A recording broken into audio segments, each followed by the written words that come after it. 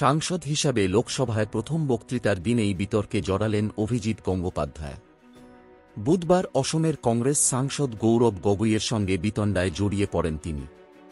কলকাতা হাইকোর্টের প্রাক্তন বিচারপতি অভিজিৎ সে সময় গৌরবকে স্টুপিড নির্বোধ বলায় প্রতিবাদ ওঠে বিরোধী বেঞ্চ থেকে।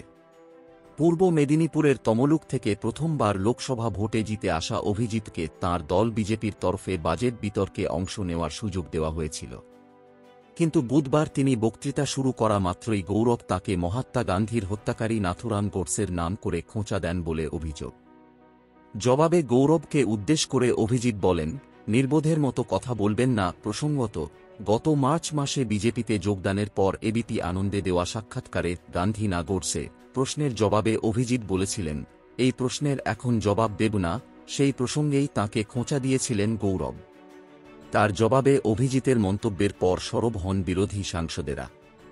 স্পিকার ওম বিড়লার কাছে তাঁরা দাবি তোলেন, সংসদীয় বিধি অনুযায়ী স্টুপিড একটি অসংসদীয় শব্দ, তাই লোকসভার কার্যবিবরণী থেকে তা বাদ দেওয়া হোক।